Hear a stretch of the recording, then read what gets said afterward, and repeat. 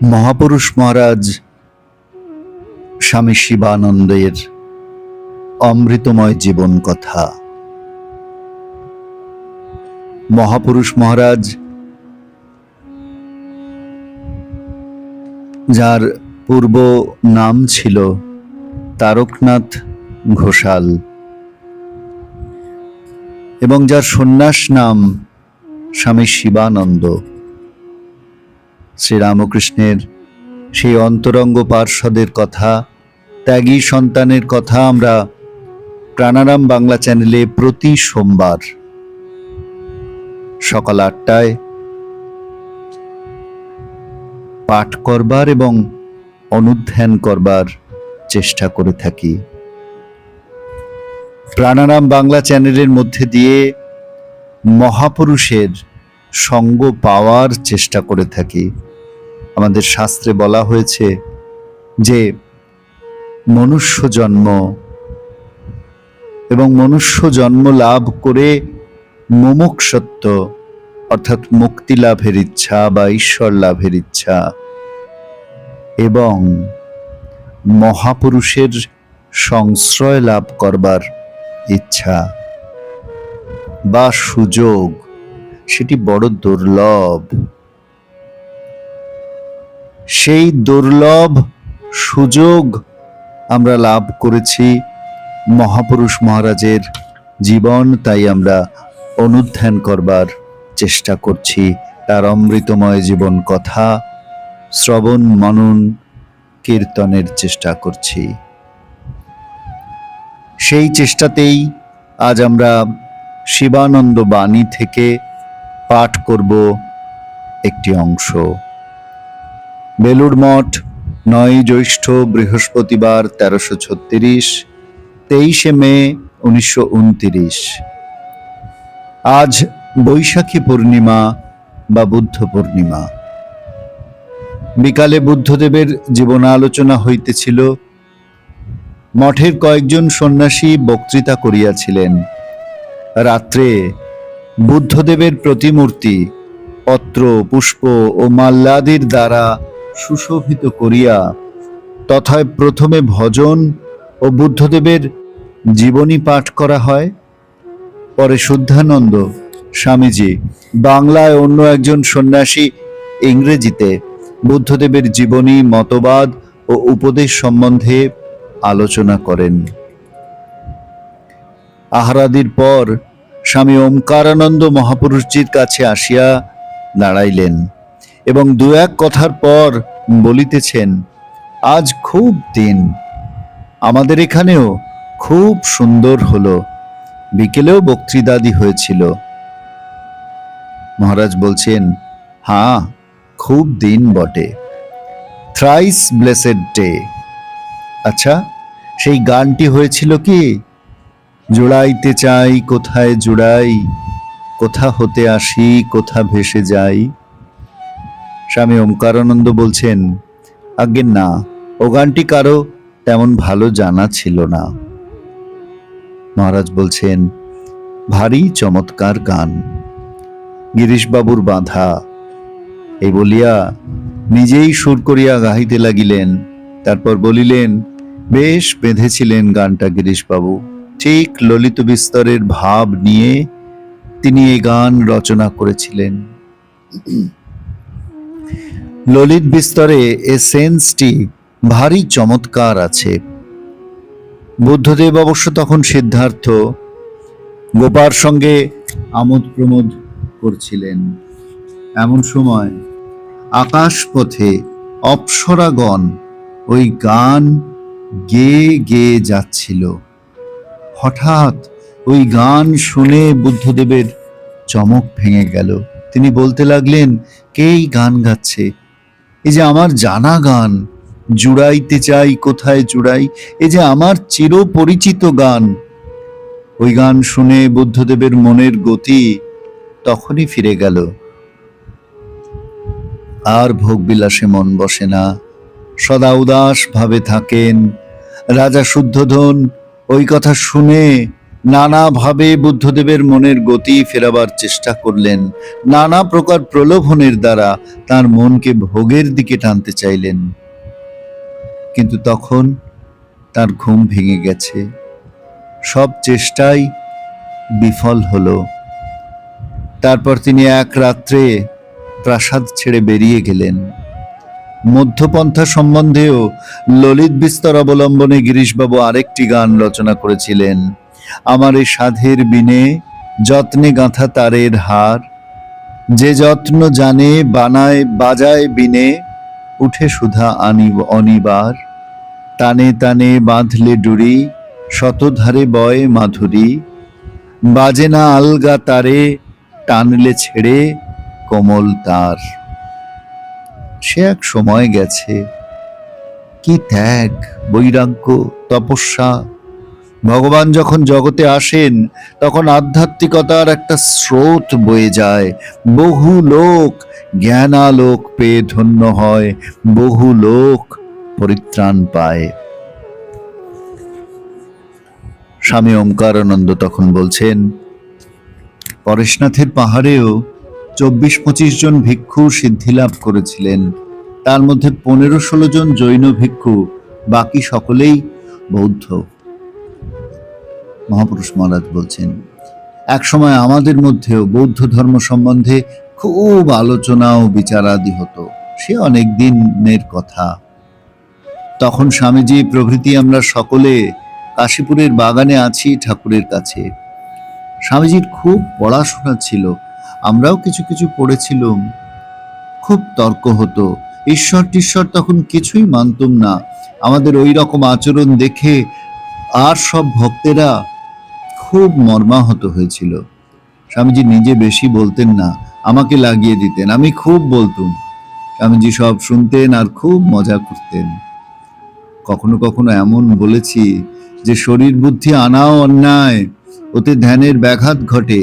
ঈশ্বরের ভাবনা মনকে নির্বিষয় হতে দেয় না। খালি মুখে যে ওরূপ কথা বলতুম তা নয়, ওই সময় ধ্যানাদিও ওই ভাবের হতো এবং দর্শন টর্শনও হতো ওই ভাবেরই। তখন অন্যরকম ভাবতেই পারতুম না, ওই ভাবে এত ডুবে গিয়েছিলাম।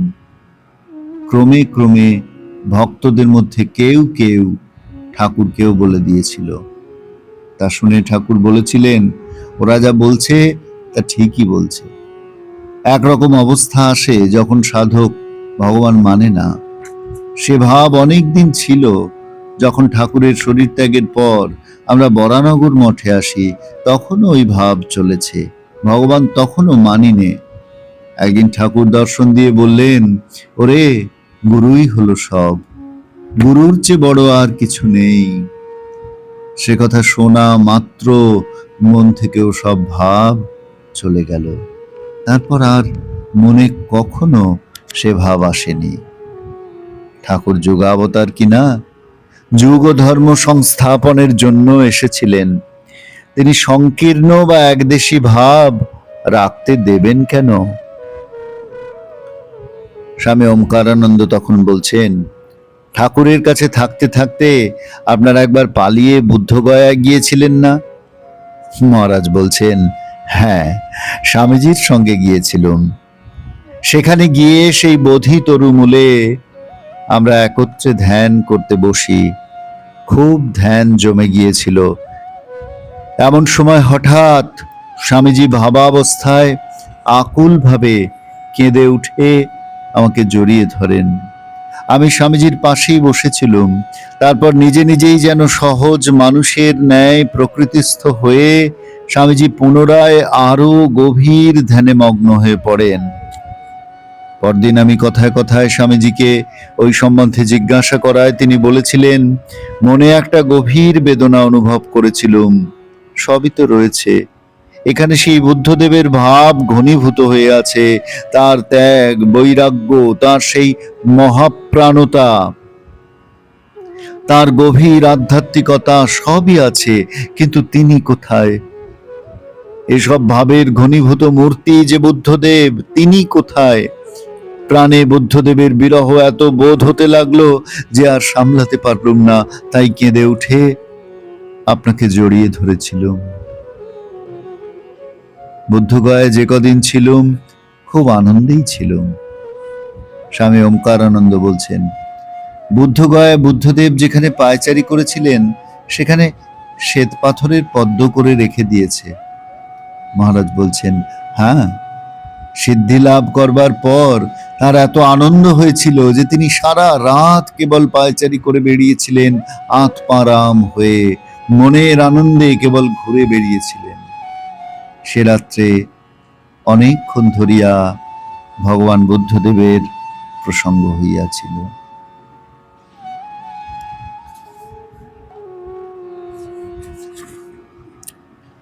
আজ বুদ্ধ পূর্ণিমা নয়,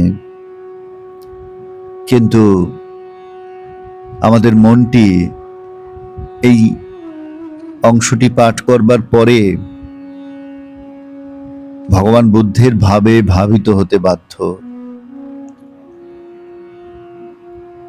মহাপুরুষরা যখন যে ভাব নিয়ে বলেন, তাদের কৃপায় যারা ভক্তি শ্রদ্ধা সহকারে তাদের কথা শ্রবণ করেন, তাদের মধ্যে সেই ভাবটি সহজেই প্রবিষ্ট হয়। আমাদের স্থির বিশ্বাস যে আজকে যখন আমরা এই অপূর্ব কাহিনী শুনছিলাম মহাপুরুষ মহারাজের মুখে, গিরিশবাবুর গানকে কেন্দ্র করে ললিত বিস্তারের সেই ভাবটি, সেই নাটকের সেই কথাগুলি মহাপুরুষ মহারাজ বলছিলেন যে আকাশপথে অপ্সরা গান, এই গান গাইতে গাইতে যখন যাচ্ছেন তাদের মুখে এই গান শুনে বুদ্ধদেবের মনের বৈরাগ্য যেন প্রবল বেগে বেরিয়ে আসতে চাইল। ভোগ বিলাসে আর তিনি মন দিতে পারছেন না। তার মধ্যে যে উদাসীন্য, স্বভাবগত যে উদাসীন্য, সেটি প্রকাশিত হয়ে পড়ছে। নানা প্রলোভনের দ্বারা তিনি তার মনকে ভোগের দিকে টানতে চাইছেন, কিন্তু সেটি পারছেন না। প্রাসাদ ছেড়ে বেরিয়ে গেলেন। বুদ্ধদেবের যে ত্যাগ, তপস্যা, বৈরাগ্য, তার কথা মহাপুরুষ মহারাজ যেমন বলছেন, তেমনি রামকৃষ্ণ সংঘের একেবারে শুরুর দিকে শ্রীরামকৃষ্ণের স্থূল শরীর যখন রয়েছে, সেই সময়েও